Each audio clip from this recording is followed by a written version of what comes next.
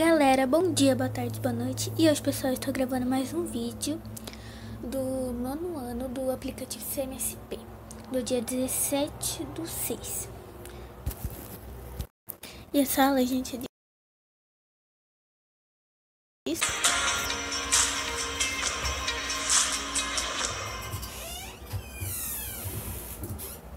Muito boa tarde, estudantes, professores. Eu sou o professor Carlos Neri. Estamos aqui ao vivo do Centro de Mídias e iremos transmitir mais uma aula de História do nono ano.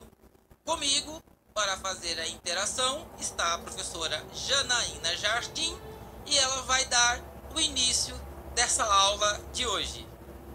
Olá, estudantes do nono ano do ensino fundamental. Eu sou a professora Janaína Jardim. Estarei mediando essa aula juntamente com o professor Carlos Neri. O tema de hoje é as trincheiras e a Primeira Guerra Mundial. Lembrando de participarem pelo chat, não deixem informações pessoais para a segurança de vocês e aguardamos aí as participações de vocês. E aí, professor Carlos, como podemos começar a nossa aula? Vamos começar. Boa tarde, professora. O nosso tema é as trincheiras e a Primeira Guerra Mundial. 1914 inicia a Primeira Grande Guerra Mundial. Todos os países estão mobilizados. Império Alemão, Áustria-Hungria, Itália, França e Inglaterra. O nosso objetivo é compreender os mecanismos que desenvolveram a Primeira Grande Guerra que nós conhecemos e que nós estudamos hoje nos livros de história, ok? Vamos estar passando a tela para estarmos direcionando a aula, tá? Na tela para vocês a atitude historiadora. Nós estaremos trabalhando com a atitude historiadora, com as habilidades do currículo paulista, e nós nessa aula trabalharemos as habilidades de identificação, comparação, contextualização, interpretação e análise. O tema é esse, as trincheiras e a Primeira Guerra Mundial. Está disponível no currículo paulista, no caderno do aluno do nono ano, e é justamente esse tema que iremos trabalhar. Acompanhe no caderno do aluno. Os objetivos da aula serão compreender os acontecimentos históricos do século XX e as relações de poder que se constroem no sistema capitalista, relacionar a expansão territorial como parte da dinâmica do sistema capitalista, concorrência no século XX, identificar nas relações de poder os principais elementos geradores dos grandes conflitos mundiais. A habilidade central, que é a habilidade do currículo paulista, será identificar e relacionar as dinâmicas do capitalismo e as suas crises mundiais, os conflitos vivenciados na Europa e as relações de poder entre as nações, ok? Mas como que ocorreu a Primeira Grande Guerra Mundial? Por que que os países se envolveram num conflito armado de grande extensão, ao ponto de nós chamarmos esse movimento de guerra de Primeira Guerra Mundial? Para nós iniciarmos a aula, introduzimos o conhecimento, nós vamos colocar para vocês a questão disparadora. Na tela, a questão disparadora para todos nós desenvolvermos. O que é capitalismo? Ok? Essa pergunta está lançada. Coloquem no chat, compartilhem conosco, que noto para vocês das relações de mercado. O capitalismo, ele valoriza a livre concorrência e o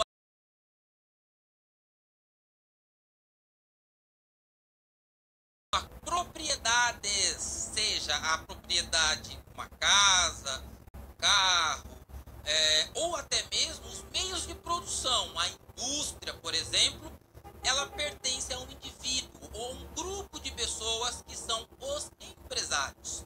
E é através da lógica de mercado que ocorre, ou seja, a demanda e a oferta, que o capitalismo funciona. Mas o que tem a ver capitalismo com a Primeira Guerra Mundial?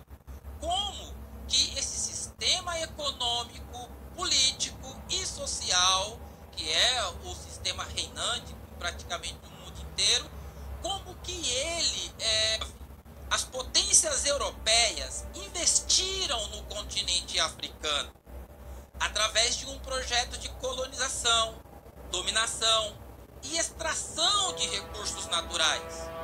Esses recursos eram o chumbo, o ferro, o cobre e produtos agrícolas como a borracha e o algodão.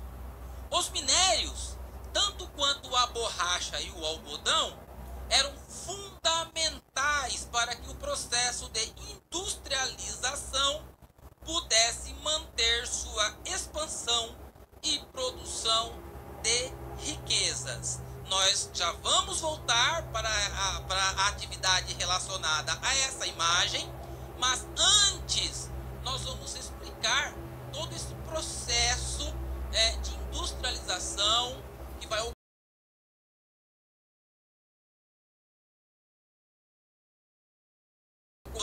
na Inglaterra, onde os meios de produção serão todos aglomerados e pertencentes ao grande capitalista, ao dono das indústrias e, é claro, para que haja industrialização, para que haja produção de bens de consumo, é necessário as matérias-primas, como o algodão, como o ferro, como o aço, como o cobre. Essas são matérias-primas.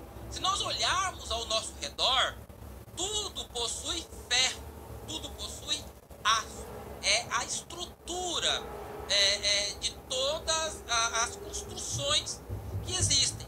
Por essa razão, esses minérios, na sua forma bruta, eram indispensáveis para que os países pudessem desenvolver o capitalismo, desenvolver a industrialização. E aonde é que eles foram encontrar esses recursos? Em qual lugar que eles conseguiram entender que havia esses recursos? É justamente no continente africano. Por essa razão, ao retornarmos a nossa imagem, a imagem será novamente retornada aí na tela, nós temos o continente africano e uma fogueira que queima ali como uma representação. E a atividade que nós vamos fazer é a seguinte. Vamos lá? Vamos fazer o seguinte. Responda. Qual continente está representado no centro da imagem? Qual é o continente que está representado no centro da imagem? Quais os países representados que eles pertencem? E o que essa imagem representa? Então, vamos voltar mais uma vez para gravar? Vamos lá. Qual continente está representado no centro da imagem? Quais os países representados ao redor daquele continente central? Qual continente esses países que estão ao redor do continente central pertencem? E o que essa imagem representa? 1 minuto, aguardamos as respostas de vocês.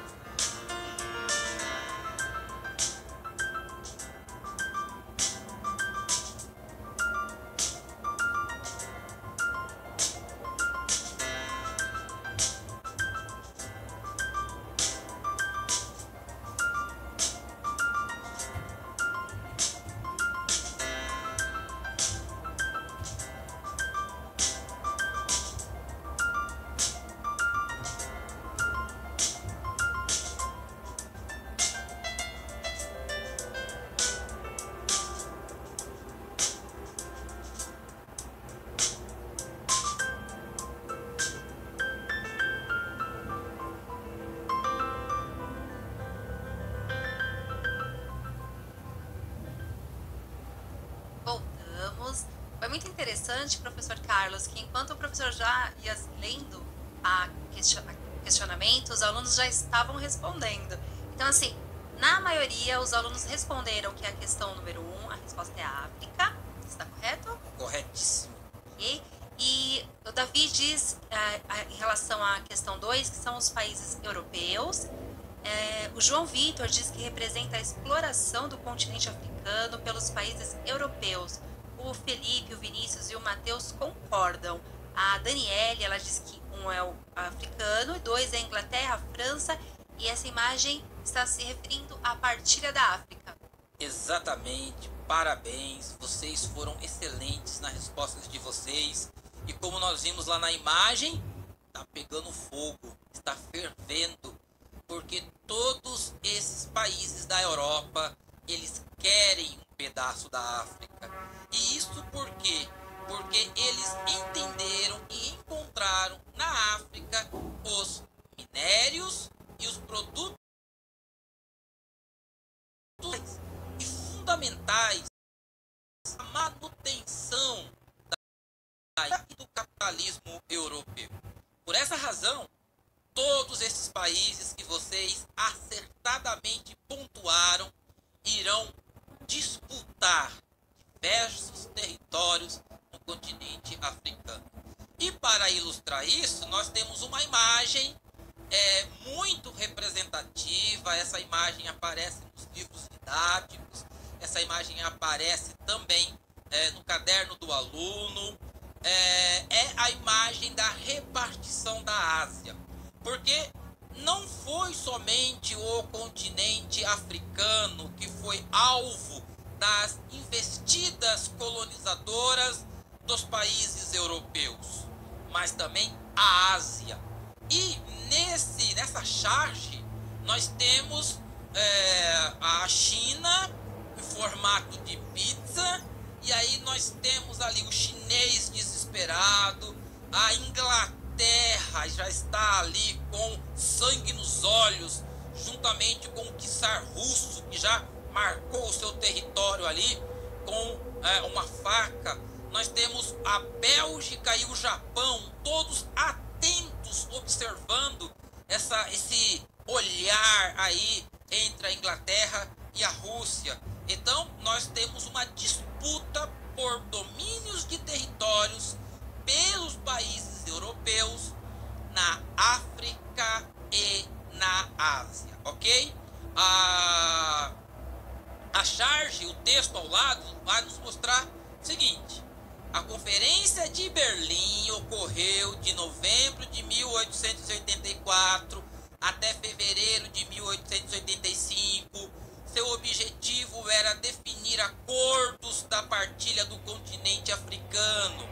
Essa conferência oficializou a colonização da África e a divisão dos territórios entre as potências europeias estudadas nesse período histórico. Então, a Conferência de Berlim, ou seja, ocorrida lá na Alemanha, que uniu os principais impérios europeus, eles decidiram ali, entre eles, dividir uma parte do continente asiático e uma parte do continente africano entre eles. Mas adivinha? Ninguém da África foi convidado para essa reunião. Nenhum país africano foi convidado para essa reunião. Foi uma atitude realizada pelos países europeus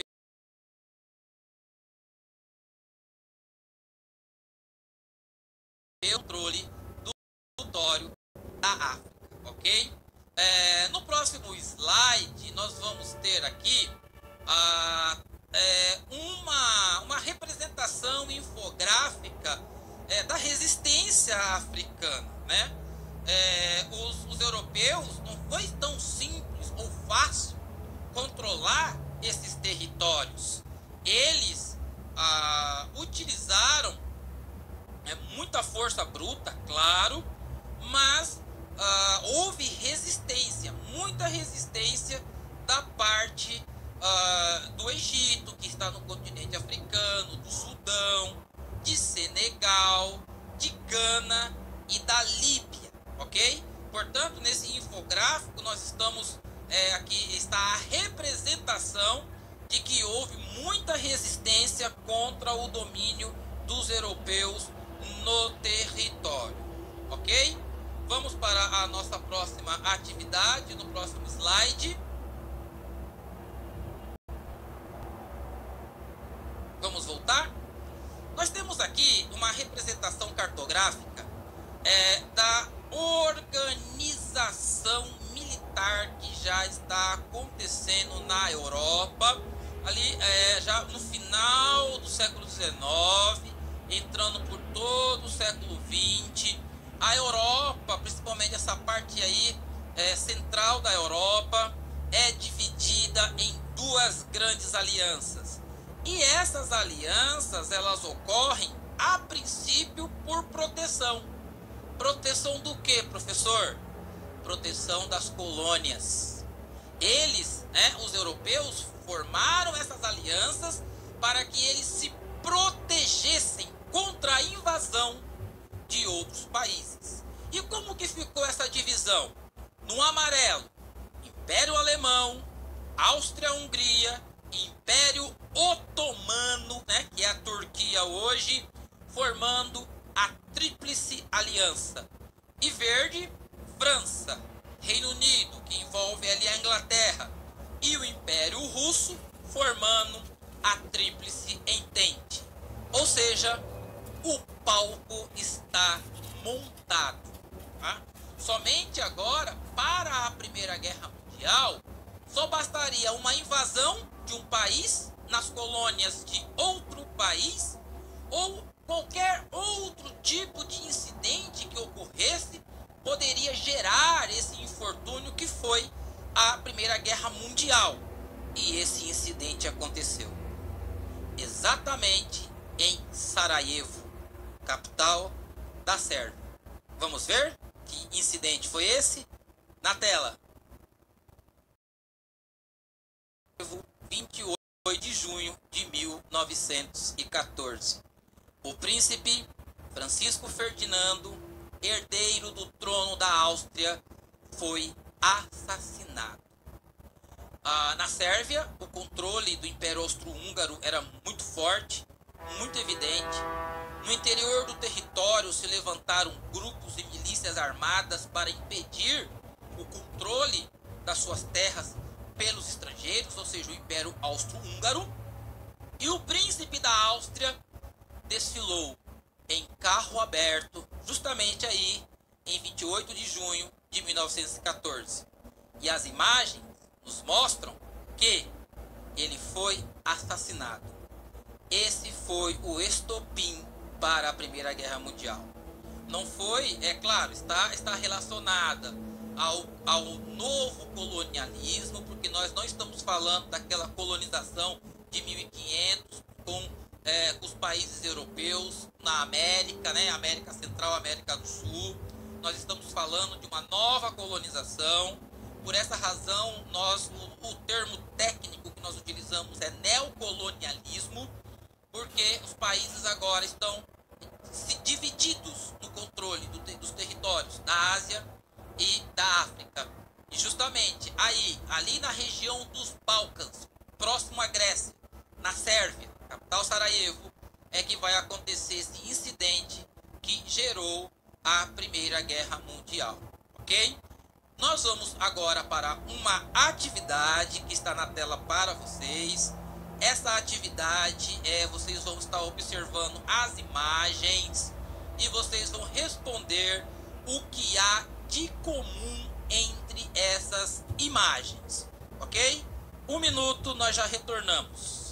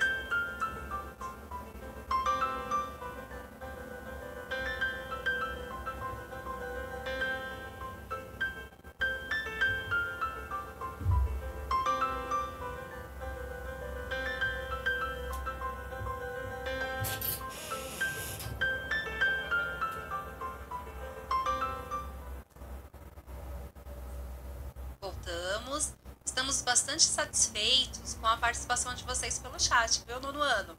Bom, a maioria dos alunos responderam que é uma cena de guerra com trincheiras e soldados. O Arthur, o Igor, eles estão dizendo que são cenários de guerra.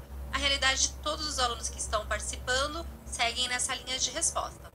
Correto, mas tem um detalhe aí nas respostas que um estudante colocou, que é exatamente as trincheiras. A Primeira Guerra Mundial, o que nas imagens, o que há de comum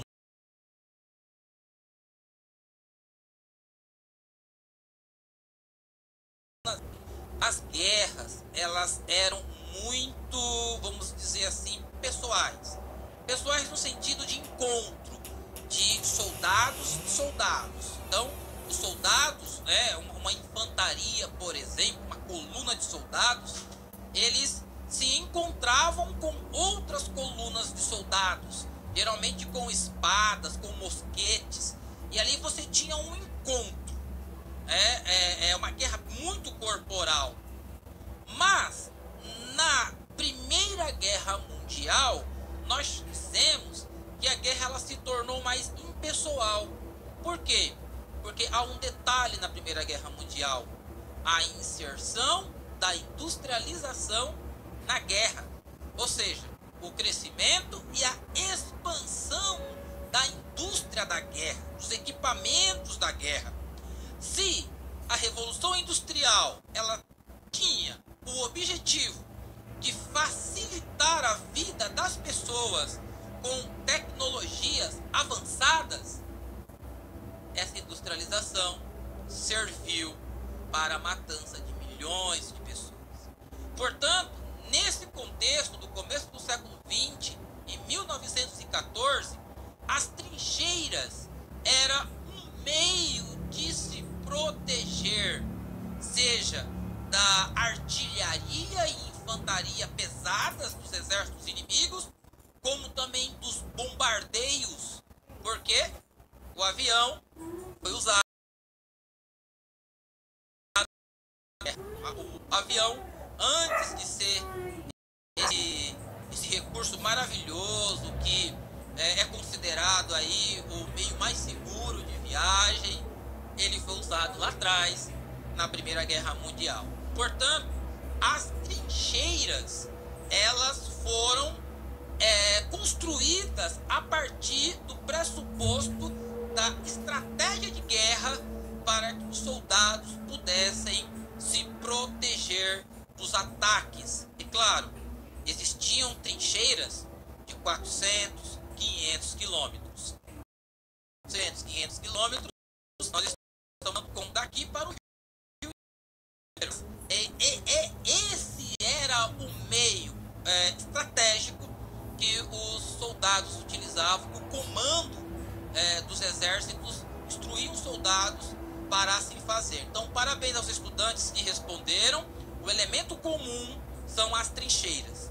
Agora nós vamos ler um texto muito interessante para nós contextualizarmos essa parte das trincheiras da guerra. Na tela o texto. O que o texto abaixo pode nos sugerir sobre a guerra? As trincheiras foram amplamente utilizadas na Primeira Guerra Mundial como tática para a conquista de territórios e proteção. Os soldados as cavavam e viviam por longos períodos sob condições que a guerra, de maneira impiedosa, os forçava. Dentro das trincheiras, os soldados estavam expostos às condições precárias de higiene, às ações do tempo, chuva, frio, sol e calor, e muitas vezes sem água, com alimentação péssima e racionada. Além disso, os mortos, por não haver condições de enterrá-los, eram deixados ali mesmo, o que tornava o cheiro quase que insuportável. Ou seja, é um texto muito significativo para nós entendermos as condições da guerra, ok? Mas tem uma pergunta muito interessante que eu acredito que vocês devem estar se fazendo aí. O Brasil participou da Primeira Guerra Mundial? É o que está na tela a pergunta. O nosso país foi para a Primeira Guerra Mundial? Vamos ver se isso é verdade ou não? A declaração de guerra ao Império Alemão foi assinada em 26 de outubro de 1917, após o Império Alemão ter torpedeado navios cargueiros do Brasil.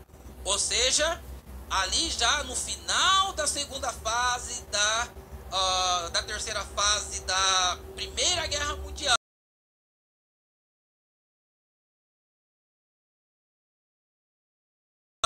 E por que o Brasil declarou guerra ao Império Alemão? Porque o Império Alemão afundou navios brasileiros. Como nós vimos na imagem, na notícia de jornal, foi publicado nos jornais de que o Império Alemão havia derrubado, havia naufragado, torpedeado navios brasileiros.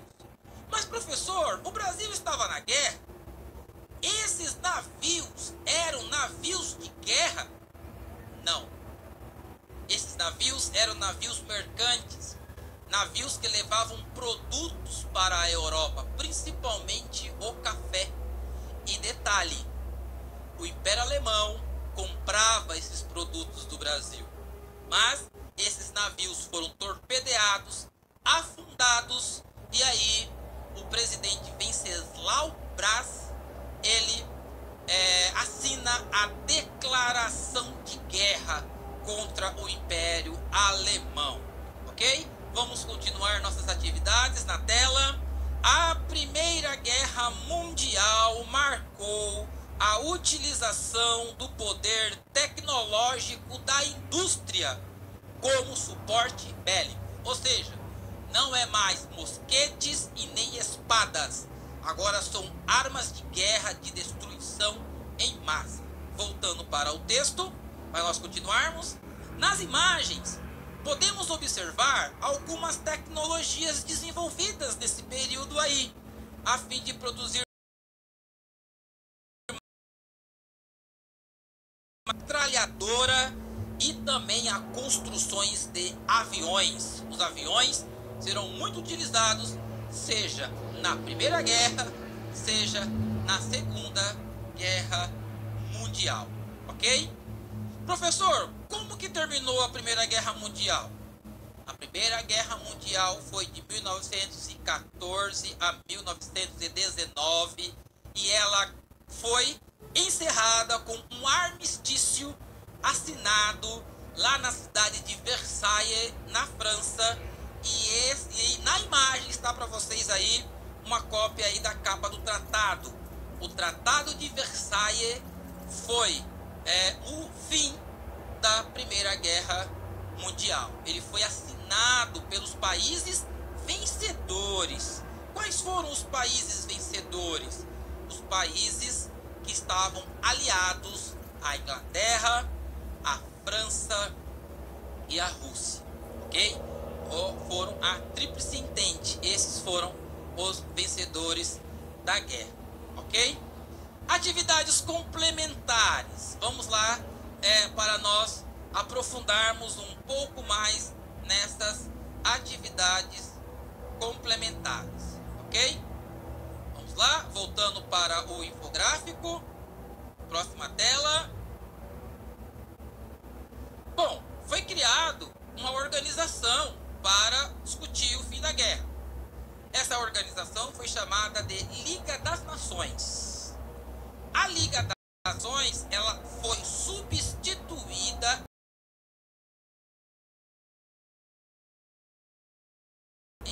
pela ONU, Organização das Nações Unidas. E justamente aí, nesse infográfico, esse esquema que nós estamos observando, nós temos aí os países da Entente, ok? Da Tríplice Aliança: Alemanha, Império Austro-Húngaro, e Itália. Vamos lá, a Itália perdeu 13% dos seus territórios, reduziu o poder do exército e teve que devolver um território muito importante, rico em minérios, a Alsácia-Lorena. A Alemanha teve que devolver aos franceses. O Império Austro-Húngaro foi impedido de anexar a Alemanha, porque eles estavam participando aí da unificação do território alemão. Eles foram impedidos de participar dessa unificação e houve separação entre a Áustria e a Hungria, ou seja, se tornaram dois países distintos. E a Itália, que mudou de lado, foi para os lados dos vencedores, não teve suas reivindicações atendidas. Atividade. Vamos para a atividade para nós observarmos esse infográfico aí. Atitude historiadora na tela para nós lermos.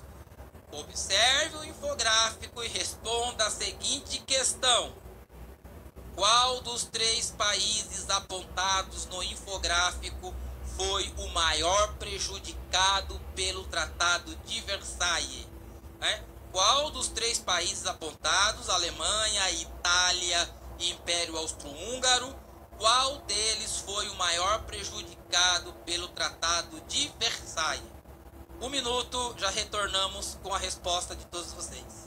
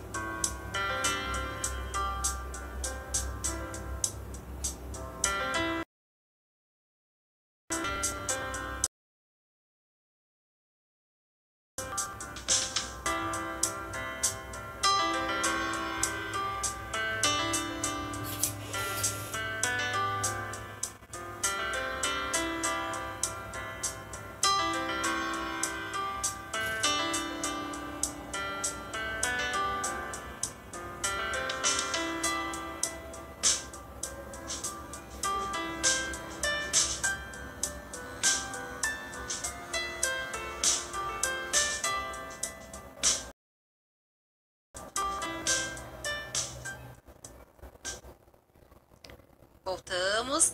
Muitos estudantes utilizando aí a sua atitude historiadora para responder essa questão. Então, assim, a maior parte dos alunos estão respondendo que foi a Alemanha.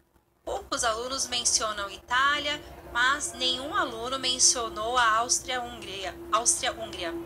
Muito bem, vocês estão ligados. Eu sei que esse é um tema que os estudantes gostam muito de estudar. Século XX e as guerras mundiais.